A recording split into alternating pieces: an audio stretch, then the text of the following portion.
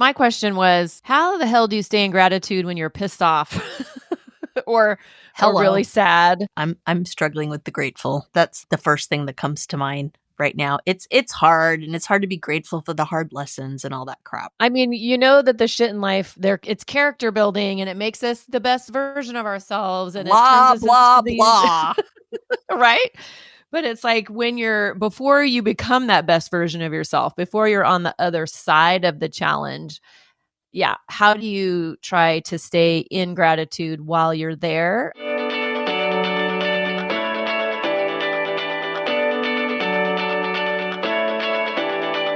Welcome to Drinks with the Girls, conversations for women over 40 around connection, change, and the power of female friendship.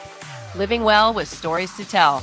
I'm Karen, and this is Lisa. We are moms and solopreneurs stepping into our own, diving into real conversations about things that matter to women in midlife. We're here to spill the tea on everything that affects women in their 40s and beyond.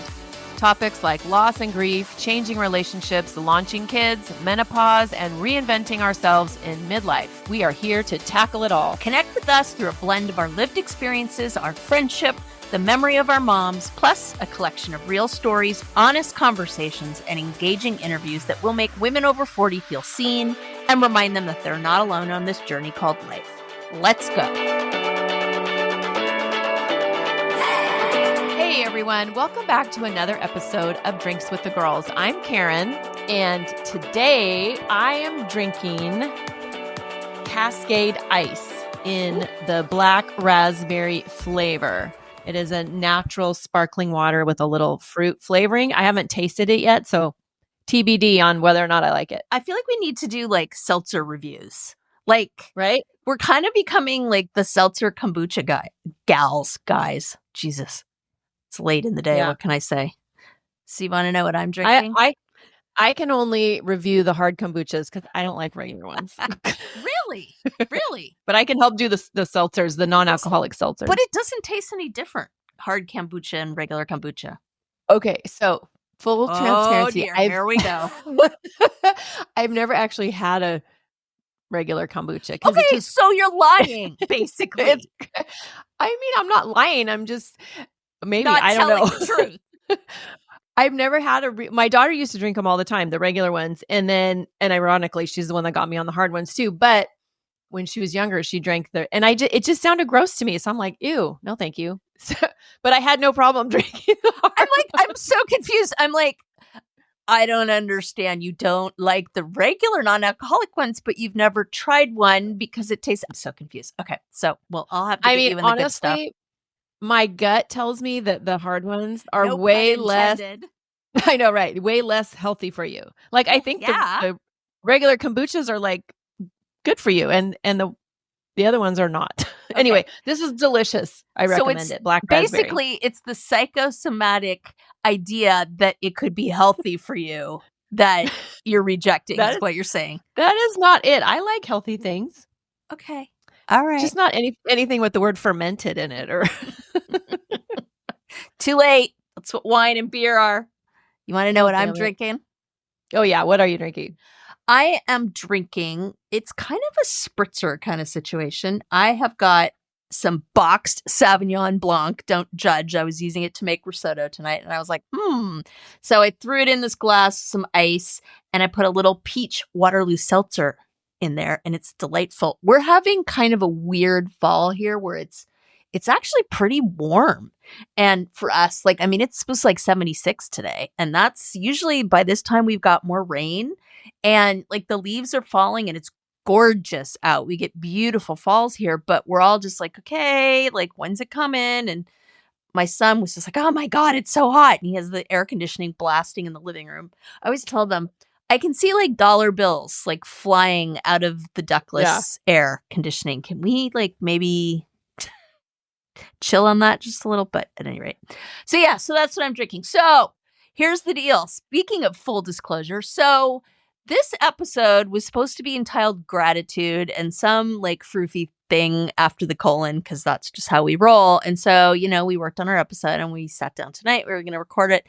And both of us read the script and went, and kind of threw up in our mouths a little because it was really trite and cheesy and I don't know. Karen did a really funny impression that I can't duplicate right now, but we're just like, none of this is anything that anybody doesn't know already. Like, be grateful, write in your journal, like, help your mind go to great gratitude, blah, blah, blah, blah, blah. And it's not that we're like, ooh, that's bad, but we looked at it and it looked like we were just reading some Time article to you. So we're going rogue and none of this will be scripted. So that should be interesting.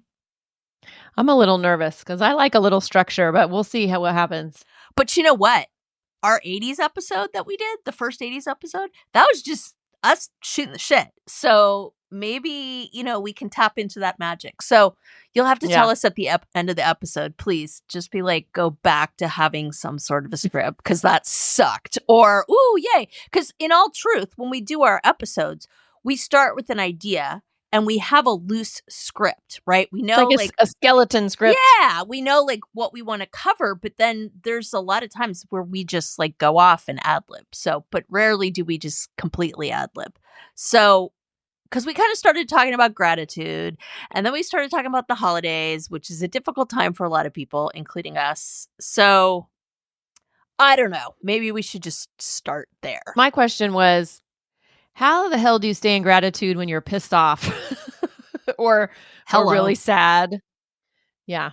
Yeah. I'm struggling with the grateful. That's the first thing that comes to mind right now. It's hard, and it's hard to be grateful for the hard lessons and all that crap. I mean, that the shit in life, it's character building and it makes us the best version of ourselves and blah, it turns us blah, into blah.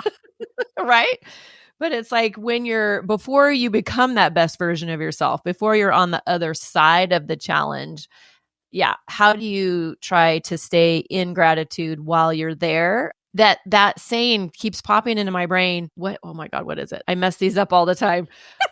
We do so well with quotes on the podcast. It's not what life does to you, it does for you. No. I believe life that was JFK's speech about ask not what you can do, what your country. No. Okay. Not that one. Okay. I don't know. No, I'm going to look it up. You keep talking. Oh, okay. I'm just going to be over here vamping. I can already tell what the listener comments are going to look like here. No, I mean, so for me, when it's like the grateful thing, like my mom used to say that all the time. And I was like, ugh, whatever, right? But there is something to be said for pushing pause on the negativity and the fear and like, holy shit, what's happening kind of stuff, and being purposeful about noticing the things in your life that are good or that you have some privilege, right? I mean, we all have some kind of privilege, right? We're not, most of us, out homeless, wandering the city. We have homes, which we're grateful for, and some people may not. So there's always something that you have that at baseline you're grateful for, food on the table and all that. And I think there's a place for that, especially when you're really spiraling out of control and there's just no bottom. That's a lot of times when I will use that because it's a way for me to kind of ground myself to be like, okay, my entire life is not going to shit. Like there is stuff like to break my fall on the way down. That's kind of how I use it. Yeah. And I think remembering too, the first step in that, like the first step that's going to get you to that gratitude piece when you are going through the shit is acknowledging your feelings, like acknowledging you're pissed off or acknowledging that you're hurt or frustrated or overwhelmed or whatever, and give yourself permission to feel that. It's like, I feel like a lot of times, especially as women, we don't give ourselves permission to feel like anger or like those more quote unquote negative emotions. Yeah. And I mean, give yourself permission to just be pissed for a minute, don't stay there, don't live there, but just acknowledge it. And then that'll help you get closer to gratitude, I think, on the backside. Yeah, and I think it's about like leaving some room for the light to come in too. I mean, that's part of it. You don't have to be Pollyanna, but like I keep thinking about this because I'm living it right now, but we are in a kind of a unique situation with my husband right now. He's taken his third medical leave from teaching, and we're pretty sure that this is going to be a permanent leave at this point. Difficult principal, crap going on. I had the distinct displeasure of talking to her personally, and now I kind of understand Why? Because she kind of came at me like a freight train. And I just thought, wow, okay. But I digress. At any rate, my point, I promise I have one, is that, I've been waffling between utter panic, like, what are we going to do? And no, we got this. This is great. He's going to do all this other stuff that we don't have time for. We have a plan, yada, yada, yada. But the interesting thing is in like the last couple of days, I have been like, this is great. We don't have this stuff hanging over our head. We're figuring out where the finances are coming from. We're very much, you are a badass at making money, Jen Sincero-ing it, because every time we turn around, we're like, oh, wait, that could replace part of the income. And oh, wait, we didn't think about that.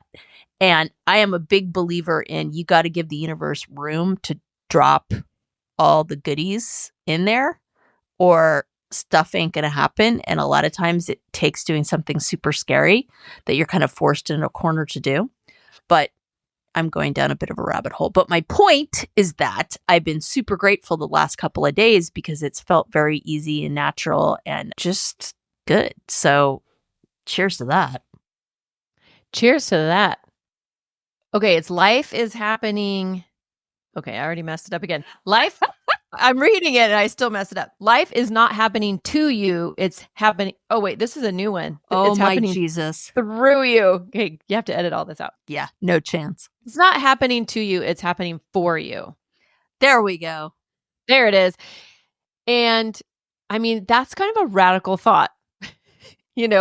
Because I think a lot of times some of us, we want to have our little pity party. Like we want to be in our little, meh, life sucks. I mean, maybe that's natural. Maybe it's human nature, like to not just be this self-actualized person and, just accept all the little things that happen. We can't all be Marianne Williamson, Right? To think that, life is actually all these things, all these trials, tribulations are happening for us and not to us. And so, go ahead. You have a thought? I have a thought. And I always hate this. And people call it a victim mentality. But to me, it's more about like this idea that you can't control anything. Everything happens to you. And but what I'm saying is you aren't just this like bystander on the side of the road, like getting run over by the traffic.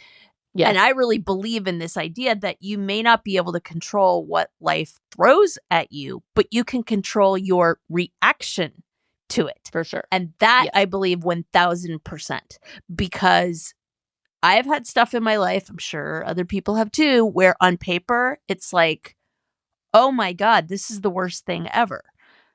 But getting some distance on it and looking at it, some of it Tony Robbins was yelling at me. Sorry. Oh my God. Tony Robbins is showing up on this podcast. Damn. He must have heard about our awesome stats and the fact that we're now in 12 countries. Hi, Tony. You want to be a guest on the podcast? At any rate, my point, somewhere in there. Get in line, Tony. Get in line. Is that this idea that we can affect outcomes and that we have the ability to choose how we're going to feel about things. My name is Lisa Corachella McDowell, and I'm not just a healthy smoothie girl. Check out nextlevellifewithlisa.com, my website and centerpiece for all that I do. Connect with me about my free classes, the fabulous health and wellness products I have, literacy work, special education advocacy, and social media.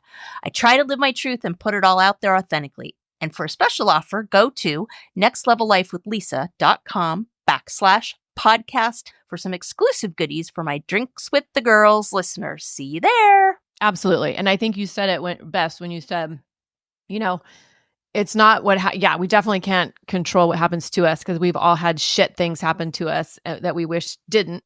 But it's how we respond. We have the choice in how we respond. And then it's almost like building blocks.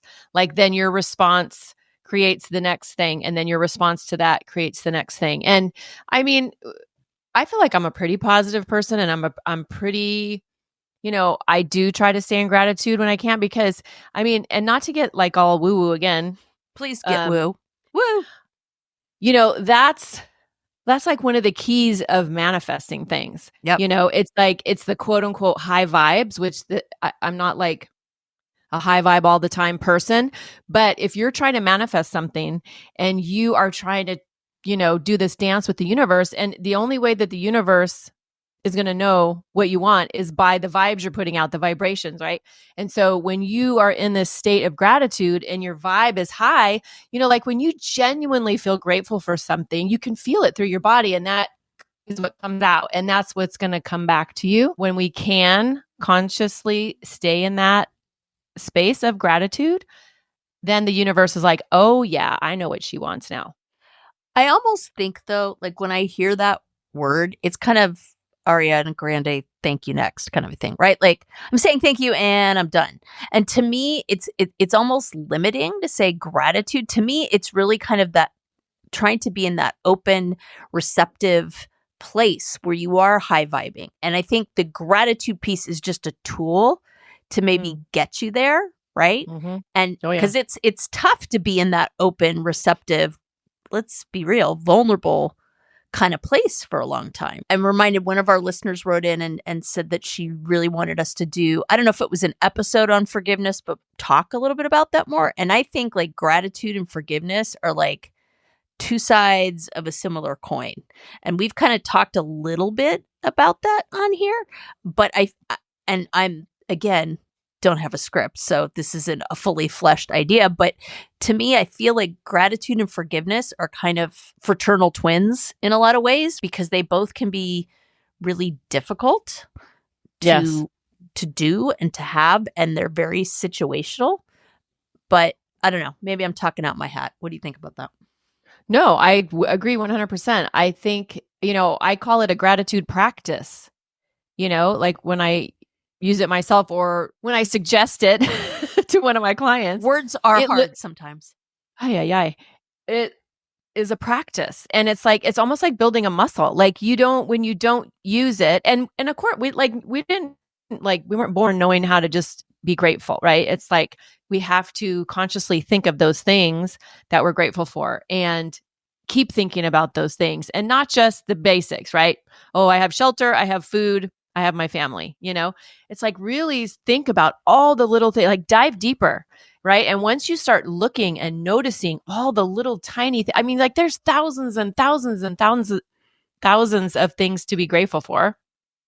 But it's like we have to consciously choose it, just like we have to consciously choose forgiveness sometimes, because sometimes situations feel unforgivable. Yeah, I have two things to say to that. I think, honestly, it's the noticing part that is really the high vibe kind of thing, right? Like the idea that I'm conscious that it was an absolutely unbelievably gorgeous fall day here, and my husband and I took a walk at lunch. And to me, saying I'm grateful for that seems kind of weird, but the fact that we noticed that it was gorgeous out and that we could do that at lunch and we were grateful that we could do that, to me, that's a much more kind of high vibe practice. And the forgiveness thing, again, I think that listener's right. We could dive into a whole entire episode about that because I know you have stuff that is beyond forgiveness, just in terms of things that you've experienced. And I mean, I've talked about my son's abuse on the show. Like, there's no forgiving that. There's learning from it. There's good things that come out of it. But I also don't start at a place of hatred either.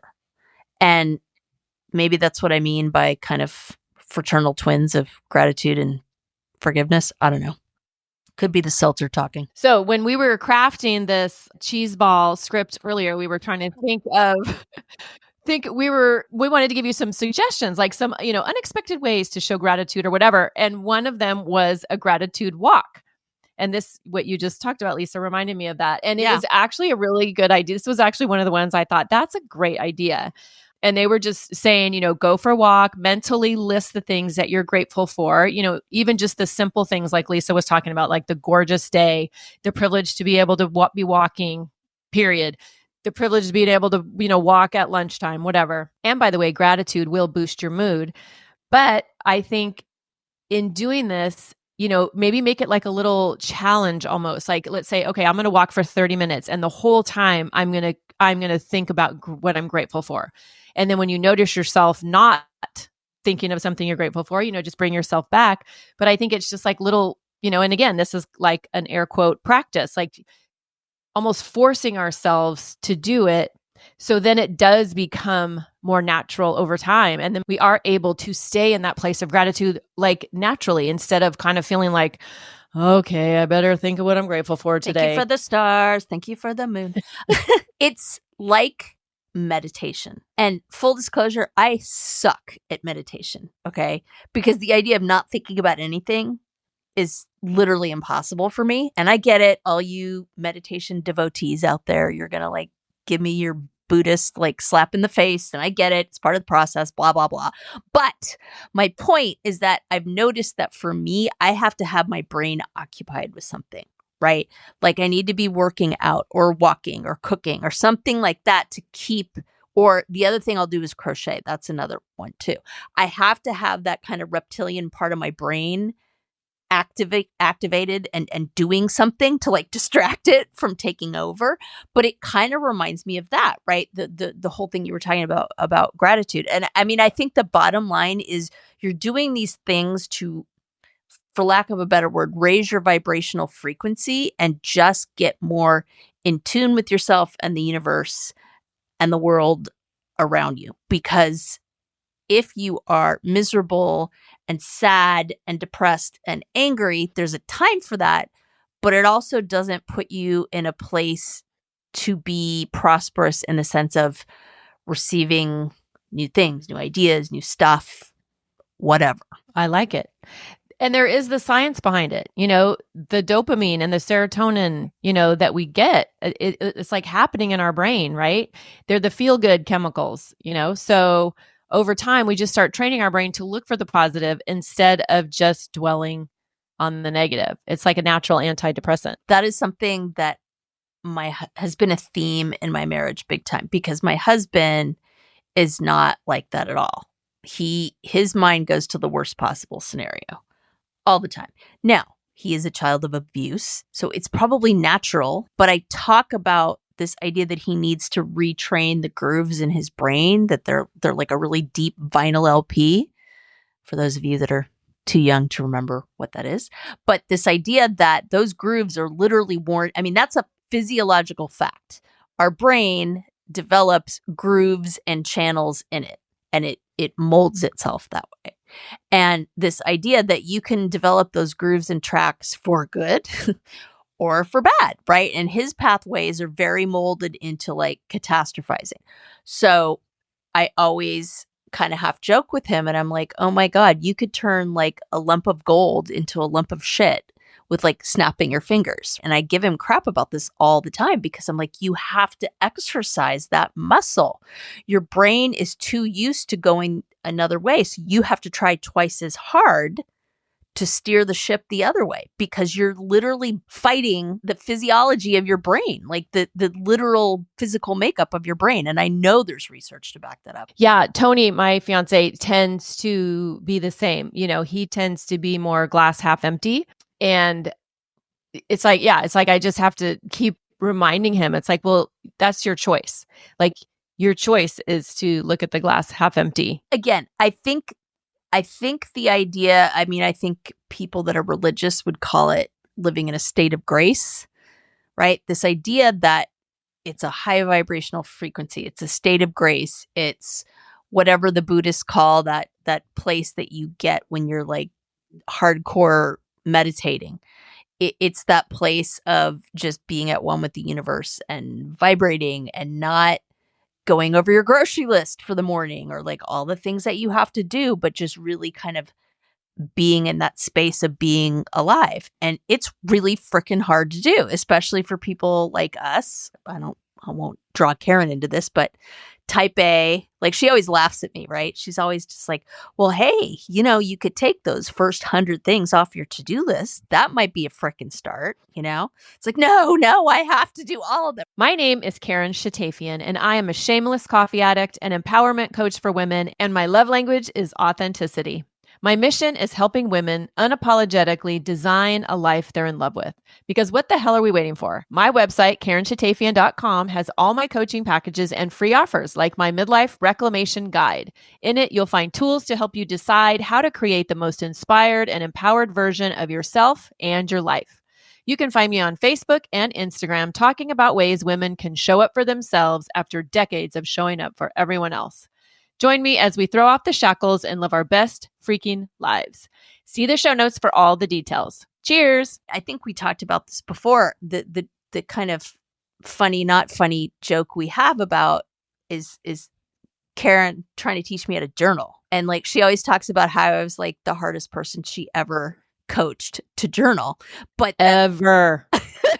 but what we are. And I tell all my clients about you and how you finally saw the light and how life-changing it was. See, she's grateful for me. But she's told me before that it made her a better coach and all this good stuff came out of it. She had this amazing journaling challenge. But, right? It's 100%. It's all true. Still difficult for me. And similar reasons that people have with journaling, just in terms of, I'm not even going to get into it here, but one of the hiccups along the way was I literally had these notes, right, for like 3 full back to front, like single-sided pages. And I was like, I'm really having a hard time journaling every day. And she's going through her little list of like, okay, this, that, the other. And she's like, wait, how many, what? And I'm like, yeah, it's like 3 pages back to front. And so we kind of examined that, right? And I'm sure as shit wasn't going to get through that every day. So no kidding. But it was like, why was I doing that? And when I unpacked all those layers and peeled the onion, it was about, I didn't trust the universe to get through to me and bring the things in my life that I was trying to manifest. And that, my friends, was the kernel of truth that we got to. So I'm not going to pretend I do it every day. But guess what? I'm at 3/4 of a page now that I write every day. So that's a lot more doable. And in that is a lot of trust and letting go that, as Karen will say, in a much better way than I can, because that's what she does for a living. The universe knows what you want. You don't have to like sit there and spell it out and write it like Bart Simpson on a frickin' chalkboard like 30,000 times. Like that is not required. Yeah, 5 sentences are better than 0 sentences. I will say that. And I think, in doing the journaling and visioning and, manifesting, if you even want to say, it's almost like reminding yourself. It's reminding yourself of what you want, that you're worthy, and it's keeping it front and center, and it's helping you like literally visualize getting what you want. And then you feeling what you would feel like when you get what you want. And then that's going to change your vibration. And that's what the universe is going to respond to. Or God, like God, universe, it's synonymous for me, because people pray to God. That's it. Yeah, I think I'm not good at ad-lib. I would make a terrible comedian because I just need I'm a Virgo, damn it. I need some structure. It's hard for me to go rogue. Well, and let's be real. It wasn't that we didn't have the structure that we normally have for this episode. Yeah. Like I said, we just looked in it and it was like... It was shite. You guys, honestly, when we do this, like, we don't consciously do this, but in our heads, we're going, would we want to listen to an episode, right? 30-minute, 45-minute episode. Like, we are conscious of the fact that you're spending your valuable time with us. And just because we're trying to build a community and woohoo, right? It's it still has to be something that you're interested enough to devote that time to. Okay. And so we basically looked at the script and we were just like, yeah, I'd skip that on my playlist. So. And like 10 minutes before we were supposed to record this. So No. Not even 10 minutes. That's true. 2. The clock chimed. We got on to record and we were like, wait, do we? Oh, and like literally 10 minutes after we were supposed to start recording, we were like, this is, wait for it, a bunch of bollocks. Oh my God. Okay. Total squirrel. But I have to ask because I just remembered. I told my husband that I taught you bollocks.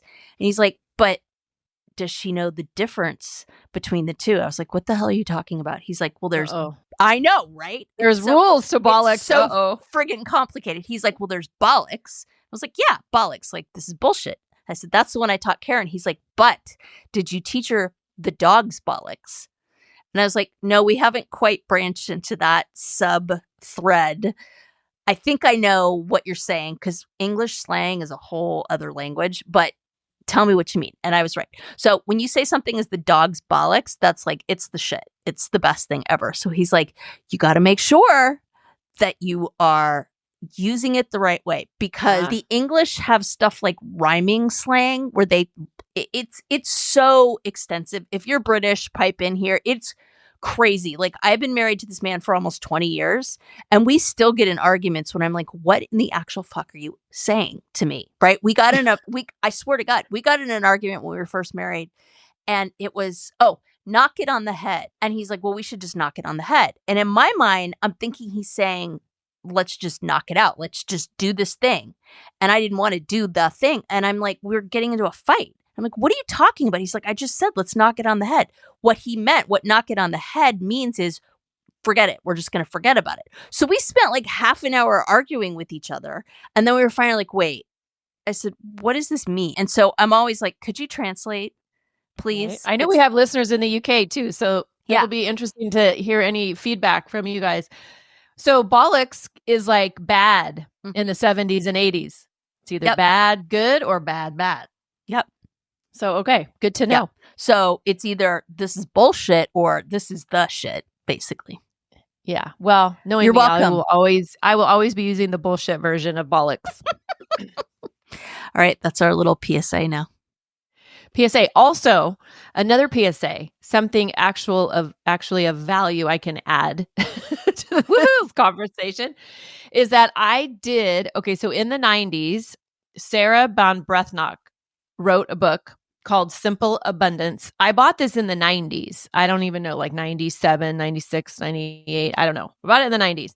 And I went through it, love it. I have all my little scribbly notes and everything in there. But it's just, and so each day it's a different like passage, let's call them. And it's just her different observations about things in life, self, reflection, things like that. And each day it's like a page long. So it's very digestible. It is a little dated, because I did start this practice again at the beginning of this year. I'm like, oh man, I need to get my ass into some gratitude. So I started this and it comes with a journal too. And I bought the journal. Yes, I did. Of course. Because then every day you write what you're grateful for, right? And like we kind of talked about earlier, it's not just the basic things. It really forces you to kind of like dive deep. And I just have to say, after actively doing a practice like this and having gratitude be in the forefront of your mind, you feel different. Like, and I can't explain it. Maybe it's the dopamine and the serotonin. Maybe it's the vibe, all that. The neural pathways that are changing. It's the vibes, but it makes a marked difference just in how you feel about life, yourself and your life. And I think it's important. Well, Mel Robbins does the whole 5, 4, 3, 2, 1 thing. Yeah. And so if you guys, hopefully you haven't been living under a rock and you've heard of Mel Robbins, but she is a podcaster and she's, I would say, a life coach and whatever the word, self-help. Now my brain has left the building. Yeah, personal development. Yeah, and she doesn't do like Karen, like she doesn't like meet with you one-on-one, but she writes books, she does all this stuff. So at any rate, and let me just say a little plug for Mel. She will do challenges and things too. So if stuff like this interests you, if her vibe interests you, you should definitely follow her on her socials because every once in a while she will do like a course, free, challenge free, stuff like that. And it's very valuable. So I'll manifest this, put this out there. Mel, you can be a guest on our podcast anytime. That would be cool. At any rate, my point, I swear to God, I have one, is that she did the brain research and this, and that, and the other. But so she used this technique and it's 5, 4, 3, 2, 1.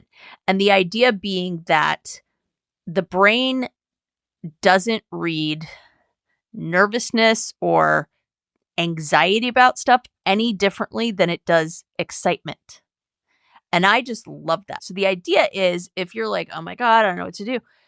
5, 4, 3, 2, 1. I am so excited. Da, da, da, da, da, da, da. And so whatever it is, like I'm going to go on a stage in front of 1,000 people. And so instead of like, oh my God, I'm so anxious, 5, 4, 3, 2, 1. I am so excited that I'm going to go out on the stage and I'm talk to people. And the idea is, of course, you're tricking your brain. But the whole point is, again, that mindset is the best life hack. that. Yes, that. Thank you. It tweaks your mindset in a way that your brain, again, back to the groove. You are tricking your brain into doing something that it wouldn't necessarily do automatically. See, one of the many reasons I love my podcast co-host and friend Karen is that she knows what I'm trying to fucking say before I can actually get the goddamn words out. Well, thanks, man. I think that's the theme, actually, of this podcast. It feels like is that that I'm just my brain's empty. I think I can't look at you. I think that's the problem. That's a problem in our relationship. Then I feel like I need to just look at. I need to cover the video. So because I don't know what it is. Very strange. Maybe I need more protein. I don't know. This could be damaging to our relationship because we kind of have to look at each other. By the way, listeners, again, I hope we don't call this the squirrel episode, but what she's talking about, there's a point to all this, right? We actually do this on video. So for those of you that haven't figured this out, Karen lives in California. I live in Oregon. So we do this on a certain kind of video. It's not video conferencing, but we record it on this software that does video. And then we basically convert it into the podcast. And it helps because it makes us feel like we're more in the same room together. But also in case we fall and hit our head and decide to do a video podcast someday, then we have all these saved. So basically what she's saying is normally she's looking at me and we're doing this podcast. And now apparently, I don't know, like Medusa style, she looks at me and turns into stone. So not quite sure what that's about, but we're going to support her. About. I know exactly what it's about. Normally we have our little skeleton script. So I'm kind of focusing on like, okay, what's my next point? What do I want to talk about? And so, yeah, you're there, I'm seeing you, but now it's like, okay, this podcast is super conversational anyway. It is just like having a conversation. And I also want to make sure I'm saying things that are coherent. So our listeners aren't like taking a nap. What are they doing? So anyway, it's just the pressure I put on myself. Yeah. And I mean, to kind of bring it back full circle, we were talking a little bit about holidays before we started. Oh man, down we the path. Gotta go there. Okay, let me freaking finish. But this idea of this episode is going to air the week of Thanksgiving, right? And they're so loaded and there's so many things at the holidays and it's such a big thing. I think this idea of the pressure to be perfect and different kinds of stuff goes along with what we're talking about. Because if you're thinking ahead 6 steps to like the perfect turkey and the perfect this and the perfect that, you are not living in that high vibrational piece. And some of us have family members that are a pain in the ass to deal with, right? And so holidays kind of bring that out. And so you don't necessarily go into them in that place of high vibrational space. Sometimes we go in them going, okay, I'm not going to talk about politics. I'm not going to talk about religion. I'm not going to say that one thing that pisses that one person off. So it's a very supercharged type of environment. And that can be an aspect of the holidays, just one that can really be triggering for people. So this is normally the part where we do takeaways and give you guys some advice. But this is one of those things where it's like both of us are kind of living the moment and like building the airplane while we're flying it because we both are a little triggered by the holidays. Most people are for various reasons. For me, I have set myself up in a better place. I was telling Karen, like my mom died right before Thanksgiving. And so that's always been a particularly hard one for me. She was famous for making pies. Her pies were ridiculous. Like her pies were known far and wide. Like even people that hadn't met her knew she made amazing pies.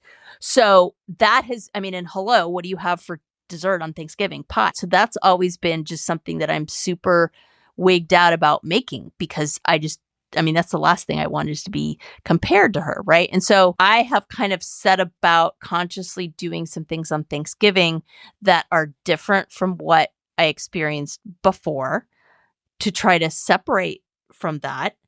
I will say that I think it was the year before last, I did try to make some pie crusts, but I involved my daughter and that helps. It was, it was a little different than it would have been just me doing it. There are certain things that I know do not work for me on Thanksgiving, and I set massive boundaries. Number one, going to my dad's house and cooking there.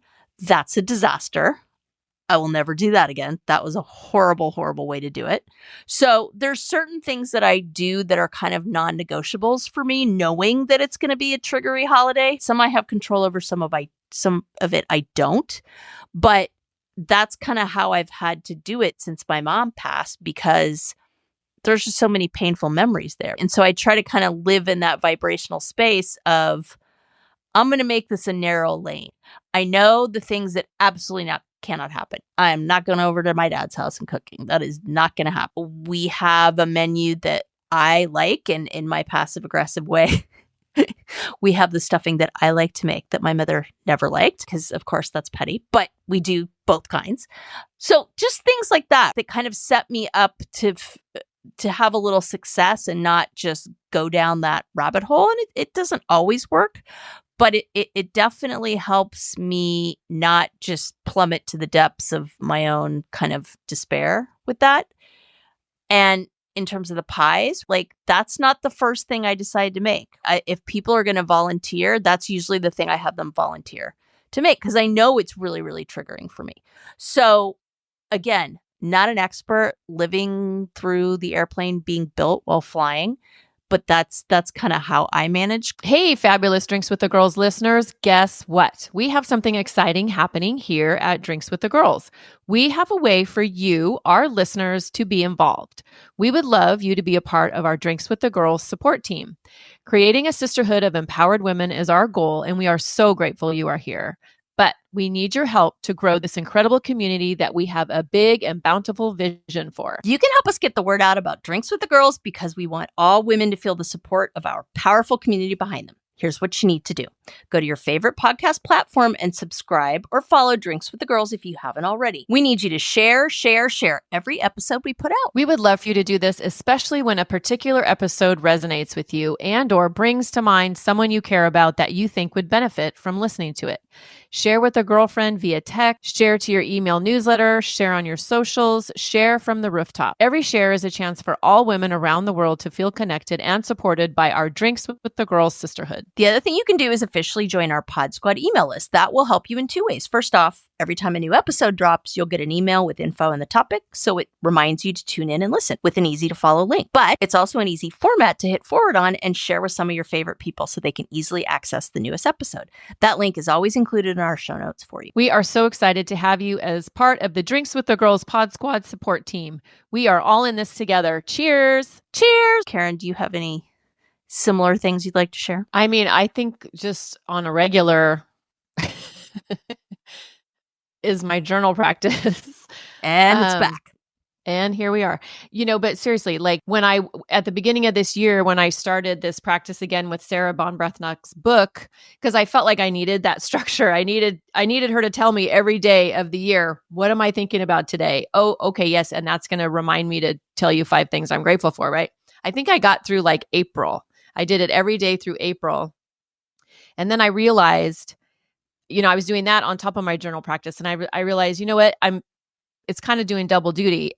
Although the book has some great nuggets in it. And if anybody is, wondering about it, we'll put it in the show notes. It's a very structured way to put gratitude into your life, self-reflection, self-discovery. But yeah, in my journal, I kind of do that already. So I just kind of dropped that one off and I just stuck with my journal. But like, I think what you said, just as far as the holidays go, and I think we will be recording an episode on kind of like how to take care of yourself in the holidays, right? Mm-hmm, mm-hmm. So we won't go into that too much here, but yeah, I'd rather just, go to Tahiti over the holidays. There's that. Christmas and Thanksgiving. I'd rather just be gone. And I don't know, I have adult kids. I don't have grandkids yet. My kids don't have kids. Tony's kids have kids. So I have grandkids on his side. And so that kind of changes things. But, my kids and I were actually going to go to Cabo in December. So not like over the holidays, but like kind of as our kind of like, fuck you to the holiday. Yep. So, that'll be good. And I think, just kind of allowing myself and my kids, giving them permission to make the holidays look whatever they want it to look like. This year, I think I'm going to host Thanksgiving, but I don't host it on Thanksgiving. I host it the weekend before, because then it gives all the kids all my nieces and nephews and my kids and Tony's kids a chance to, because it's hard when you're young and you have young kids too. Like for Tony's kids, it's like you're spread thin. Yeah. You have so many people to go see. And so a couple years ago, I just decided I will That's host, but I won't do it. I like that. I won't do it on that date. And then selfishly too, I don't have to split my time with them. They're not just here for the appetizers and then they have to dip out because they have to go somewhere for the main and then somewhere else for I lived that life. My parents were divorced. You won't go cook at your dad's house. I think, we as grown-ass women get to decide how we want to set our boundaries, whether it's around the holidays or whatever else in life that feels challenging. I mean, I could go on and on about this forever and I won't, but it's like, we are always the ones that make the magic. We make the magic happen for the holiday time, right? Yep. It's the women that do it. And I know there's some dads out there that do it and, God love you. We appreciate you. We see you, but it's mostly the women. And by the time you get to our age, I mean, I don't know about you, but I'm fucking tired. Yep. So I think it's allowing myself to kind of let go of some of that stuff and be okay with it. Keep some of the rituals and traditions, but let go of some of it because it's just a lot. I have a friend that does a Friendsgiving, kind of a similar kind of thing, but I love that idea. I'm kind of in a place and time in life where it's like we are all my dad has. So I kind of have to, I don't have to, but I choose to kind of do the traditional thing. But something you said about like splitting things up, it made me kind of laugh. So we'll talk more about this with the holiday episodes. But I grew up in an Italian family. And so holidays were epic. And so we had a very, very, very traditional Christmas Eve kind of thing. And it was the Feast of the Seven Fishes. If anybody knows anything about that, right? My whole family's Italian and it's this very elaborate thing. And if you want to see a really good example of a Feast of the Seven Fishes that's gone horribly wrong, watch the episode, I think it was in the second season of The Bear, called Fishes. Jamie Lee Curtis just won an Emmy for this role, and holy shit buckets. I was like, oh, okay, I can relate to a lot of this. So if you want to know what that looks like. Oh, we do. Come on the podcast. If you want to see like that whole thing to the nines, yeah, it's a good one. But the joke kind of with me is that we're down to like 2 fishes, maybe 3, because it just was too epic to do all 7. Because it was like lobster and smelt and squid and anchovies and like all this other crap, like it epic. And so now we do, let's see, 1, 2, 3, I want to say maybe 4. I think we did oysters one year, and that isn't necessarily traditional, but we did that. But I mean, to your point about take the stuff from the traditions that's good and don't let it just, because for me, having that kind of legacy of just these epic holidays, from everything to this like massive 4th of July block parties to like, the Christmas thing and like all that stuff, right? My parents would always host like a cast of thousands. And that's been something that just when my mom passed, like all that stopped instantly. And up until that time, sure, it was waning in certain ways, but there was still like this effort to do it. And when she passed, it was just done. And that has been one of the hardest things for me to kind of wrap my head around. For example, 4th of July, like I said, used to be my favorite holiday. I hate it. Like if I can figure out a way to be out of town on 4th of July, I will do it all day long because it's so painful for me to just kind of relive what was. And I'm sure I'm not alone. But again, we're going to get into this more with self-care, but I think just in terms of, maybe we'll just call this episode Gratitude in the Script That Never Was. But I think it should be Gratitude and the 7 Fishes. Oh, I like it. I like it. So I would say takeaways, y'all. I mean, how about gratitude for grown-ass women? There's that too. The alliteration piece. Yeah, but I think there's something to be said for navigating the holidays is an intentional thing. right? Because it's so loaded. And so if any of the ideas we've given you have been inspiring, great. If you're like, they need to drink more because that episode made absolutely no fucking sense, that's okay too. If you want to comment on British slang, whether you're British or not, go for it. Any comment is welcome. But yeah, give us your thoughts on gratitude too. Like, are we the only ones that kind of feel like it's like, I don't know. Are we the only ones that that struggle talking about gratitude? Yeah, maybe we'll publish the script. Actually, no, that script will never see the light of day because it's just would be too painful. Please, we usually at this time go, please share the script with a friend who you think it might resonate with, but I'm a little worried about about doing that. But do it anyways and go watch The Bear season 2 episode Fishes and you'll kind of get it. But I hope everybody is doing great and we will be with you in community as the holidays commence. But I hope everybody has a happy Thanksgiving in whatever way that represents to them. And I will say cheers. Yes, cheers. This actually may end up being like a 15-minute episode after it gets to the editor's booth. But just don't forget to raise a glass and be appreciative of all the things in life that you are grateful for the big things and the small things. And even though I joke about really, not liking talking about this topic, I think it is super important and it can be a very powerful tool in our lives, but we have to be deliberate about it. And we will see you next time on Drinks with the Girls. Cheers. Cheers.